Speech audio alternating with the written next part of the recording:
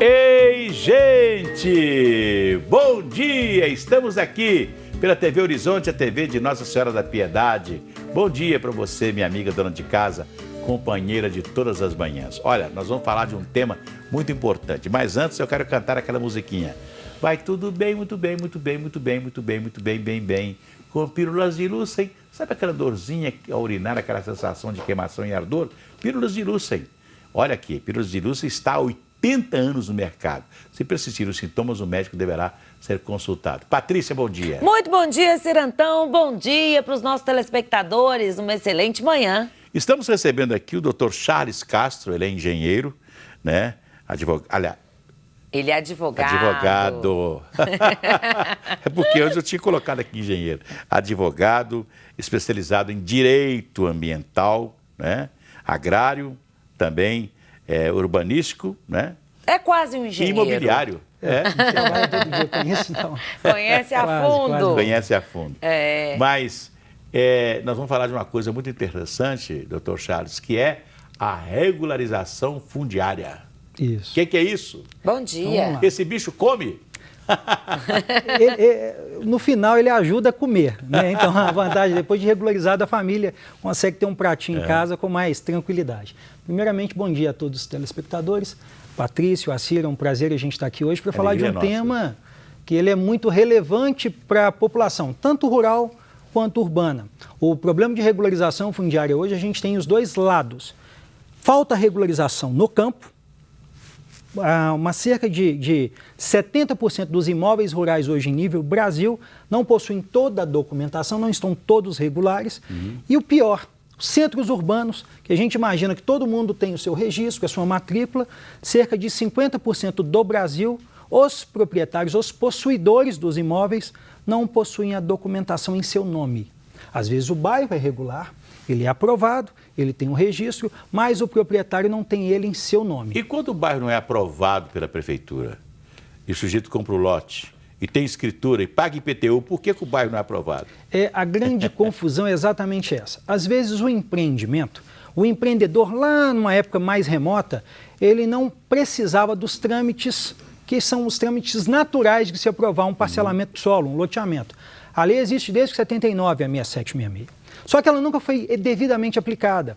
Quando eu faço um loteamento, que seria o loteamento regular, eu tenho que dispor parte daquela terra, eu particular que vou empreender, para o poder público, para a formação de vias oficiais. As ruas, praças. Creches. Aí uma área institucional, que é justamente por isso, preocupação com escolas e creches, para a gente já prever a urbanização do bairro tem que deixar e a área verde. Católica, até a Igreja Católica. Também ela utiliza como área institucional. E a tal de área verde, né? Por exemplo, Nova Contagem, que foi feita há pouco tempo, a área verde foi toda invadida. Tem favela dentro de Nova Contagem. Infelizmente, foi falta de fiscalização do poder público.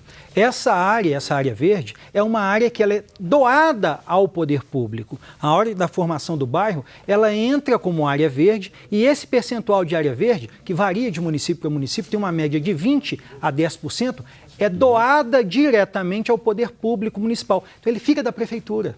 Por isso que deveria ter uma fiscalização para ali se montar um parque municipal. Até porque o parque dá a ideia de que nós vamos ter ali nascentes e essas coisas todas de preservação ambiental. Né? A ideia essencial quando monta-se um parcelamento de solo é justamente nas áreas que a gente tem mais essa vocação de preservação mesmo ambiental, de vocação de preservação de um leito, de um córrego, de uma nascente, que essa área fique na área verde, para ficar preservada para as gerações futuras. Mas voltando ao assunto do loteamento irregular, porque às vezes a pessoa tem o imóvel, tem o documento, que é o IPTU, que é o cadastro na prefeitura, mas não tem em nome dela.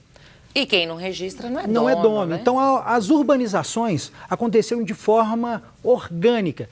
A pessoa tinha uma fazenda muito próxima a uma área urbana e com a própria pressão ela começava a vender glebas. Vendia um lote maior, vendia uma fração mínima do INCRA, que é o menor imóvel rural, na região metropolitana são 2 hectares, e esses 2 hectares a pessoa já picava lotes de 1.000 metros, sem aprovar. E saía vendendo. Saía vendendo. E fazia uma rua no meio. Maravilha. Aí a prefeitura, em época eleitoral, ia lá e vamos asfaltar. Depois vinham as concessionárias. Copasa, Semig, Demais, SAI. Colocava água, esgoto, luz. Virava-se um bairro regular. Aí, sobre a posse, a prefeitura pode cobrar o imposto. Ela não precisa efetivamente te identificar como dono. Você, como posseiro, se a prefeitura identificar, urbanizar e aquela área ali estiver ocupada com uma via, ela já te cobra o IPTU. Pois é, eu fico me lembrando aqui, é até histórico, sabe? Até o histórico. Um dia eu estava lendo um livro de um professor Valdemar aí, que eu não estou lembrando o nome dele todo aqui, mas eu quero até me fixar no nome desse professor, que ele foi muito importante. Ele estava contando a história de Belo Horizonte e questionou o Abílio Barreto, que foi o historiador de Belo Horizonte, e que disse que Belo Horizonte foi fundada por João Leite da Silva Ortiz, que era um bandeirante e tal, que ganhou uma Seis Maria em Belo Horizonte, e que aqui pertencia a Sabará. Aí ele contesta, porque quando o João Leite da Silva Ortiz recebeu a carta da Seis Maria, estava dizendo assim: a 3 léguas do Curral del Rei. Do Curral del Rei já existia, não é não? Então ele contesta dizendo que o Curral del Rei já existia. E essa fazenda do João Leite da Silva Ortiz é justamente a região oeste de Belo Horizonte. E sabe onde que era a sede da fazenda? Onde é hoje o cemitério Parque da Colina. E a prefeitura depois ficou com parte do terreno, porque era do João Leite da Silva Ortiz, que não tinha família, não tinha ninguém, virou a Nova Cinta, que foi uma ocupação totalmente irregular. E a lei vem exatamente para regularizar esse tipo de ocupação. Quais são as modalidades aí, doutor Charles? Olha, a lei ela trouxe 2 modalidades. Ela tem até um apelido, chama REURB, é Regularização Fundiária Urbana, que são 2 focos. A REURB-S, que é de interesse social, e a REURB-E, de interesse específico. Qual que é a diferença entre as duas? Social e específico. A social, toda obra de urbanização, ela é normalmente para uma camada da população de baixíssima renda, que não tem condições de pagar a própria regularização. Para essa camada, a prefeitura tem que prover todo o trabalho de regularização. Aí, quando a gente fala todo o trabalho, o aerolevantamento, vetorizar, que é trazer cada casa, fazer a pesquisa cartorária, identificar cada ocupante através de um cadastro multifinalitário, justamente para você não titular pessoas que estão ali erroneamente, que estão ali sob comodato, sob aluguel. Então tem que fazer toda uma pesquisa de ocupação. A pessoa tem que comprovar. Dá trabalho. Muito. Então, para essa camada da população que não tem condição, o agente desenvolvedor da REURB é o município. É a prefeitura. É a prefeitura. Para outra camada, porque a gente brinca, mas só população de baixa renda, vilas e favelas que está irregular. Não. A gente tem bairros caros, regiões nobres, onde as pessoas não possuem o documento. Se eu disser que tem um prédio na esquina de Avenida Amazonas com Rua da Bahia, naquela parte mais nobre da Avenida Amazonas, ali onde tem as Palmeiras Imperiais, aquele ali, tem um prédio ali que ele não tem habite-se. Um outro prédio lá na Rua da Bahia, esquina com a Avenida Rua da Bahia, ali onde está o Museu Inimar de Paula, ali, estou esquecendo o nome da avenida aqui agora, né?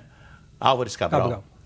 Bahia com Álvares Cabral ali, tem um prédio lá que não tem habite também. E a gente só descobre a hora que cai, acontece alguma coisa, né? Que aí vai procurar documentação. E a grande confusão é, se eu não tenho o documento do imóvel que dá base para a construção, eu não consigo tirar o meu habite. Porque a primazia, às vezes o imóvel, eu tenho ele em meu nome, mas como gleba, como lote, vago. Construir uma casa e não procuro o habite. O habite é justamente a regularização da construção via prefeitura. Mas aí, naturalmente, o construtor de 50 anos atrás, né? Que o prédio é antigo, 50 anos atrás, eu não quis gastar dinheiro para... Não, e naquela época era muito mais fácil. Vendia-se... Fala com o prefeito depois. Fala com o prefeito depois aí. Às vezes o contrato também de compra e venda, né? Só e a pessoa não preocupava, porque hoje o Abix está muito tá em voga, está na moda. Todo mundo porque fala sobre para um financiamento público, para mim conseguir um recurso em um banco, que é a maioria hoje dos investimentos para aquisição de um imóvel, a primeira coisa que o banco credor exige é documento, registro e o habite-se, se o imóvel já foi edificado. Então, se eu tenho que comprar um apartamento hoje, sem o habite-se, eu não consigo financiamento.